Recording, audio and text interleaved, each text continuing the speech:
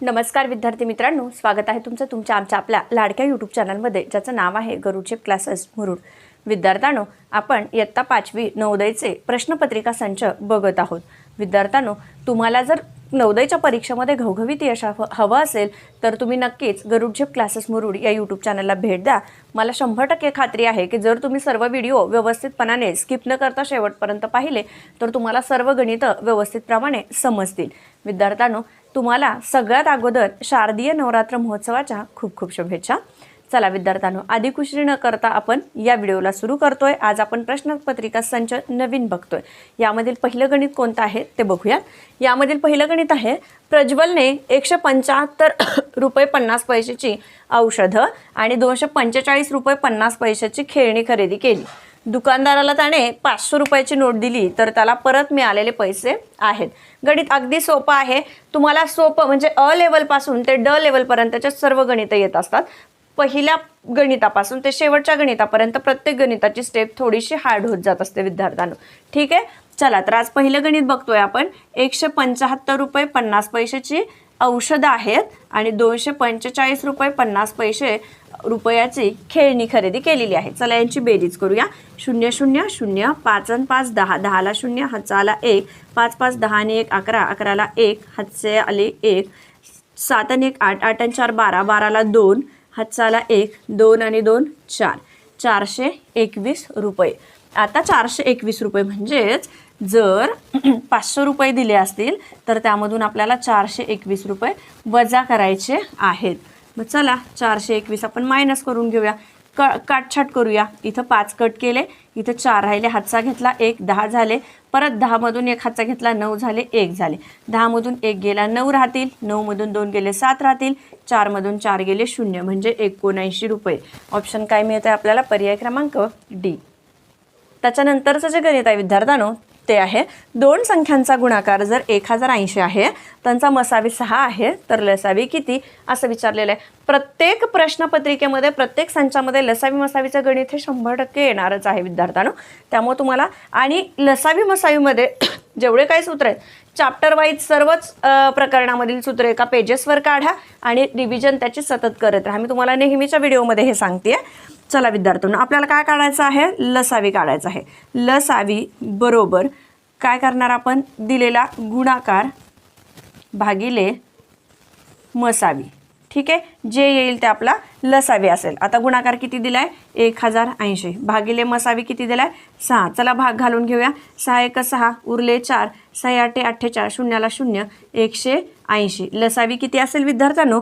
180. Option काय मिळेल आपल्याला? पर्याय क्रमांक बी. चला विद्यार्थ्यांनो, पुढचं गणित बघतोय आपण. गणित क्रमांक 3. यामध्ये काय विचारलेलं आहे? आगगाडीचा वेग सेकंदाला 25 मीटर आहे तर तिचा ताशी वेग किती? आगगाडीचा वेग जो आहे विद्यार्थ्यांनो तो किती आहे?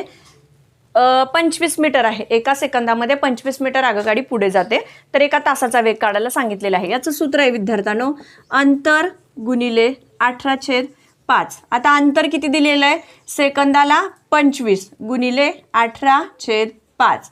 5 1 5, 5 5 25, 18 5 90 किमी प्रति तास. ऑप्शन काय मिळतं बघा आपल्याला?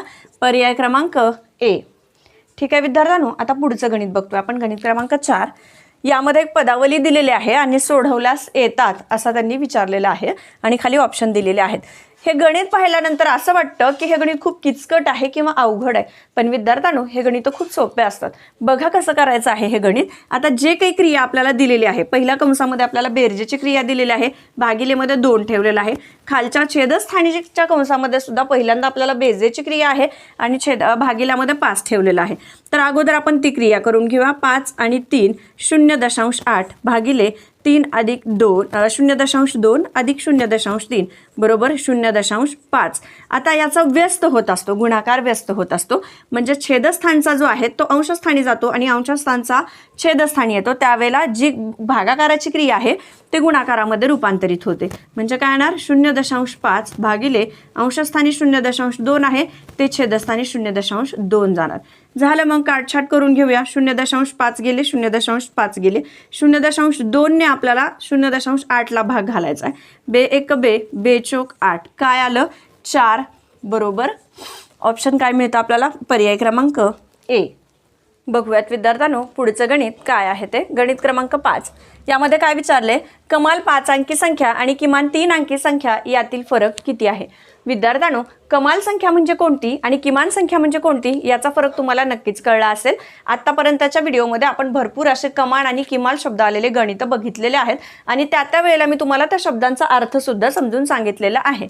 आता विद्यार्थ्यांनो मला सांगा 1 ते 9 मध्ये 1 अंकी संख्यात सर्वात मोठी संख्या कोणती आहे, तर 9 आहे. म्हणजेच आपल्याला कमाल संख्या ज्या वेळेला काढायची आहे त्यावेळेला आपल्याला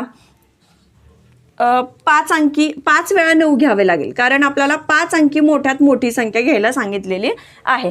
ठीक आहे. आणि किमान 3 अंकी संख्या घ्यायला सांगितलेलं आहे. आता किमान म्हणजे छोटी संख्या, तर काय असेल मग तो अंक 100 असेल, कारण सर्वात लहान 3 अंकी संख्या कोणती आहे, 100 आहे. आणि यातील फरक विचारलेला आहे. फरक करायचा म्हणजे काय करायचं, 9 या वरच्या संख्येतून खालची संख्या आपल्याला वजा करायची आहे. 9 मधून 0 गेला 9 राहिला, 9 मधून 0 गेला 9, 9 मधून 1 गेला 8, 9 मधून काहीच जात नाहीये म्हणजेच इथं 9 आणि इथं सुद्धा 9, 99,899 हा त्या दोन्हीतील फरक असेल आणि हा फरक मिळतोय आपल्याला ऑप्शन नंबर बी मध्ये. चला विद्यार्थ्यांनो आता नंतरचं गणित बघतोय आपण. गणित क्रमांक 6 4, 16, 36 डॅश डॅश दिलेला आहे.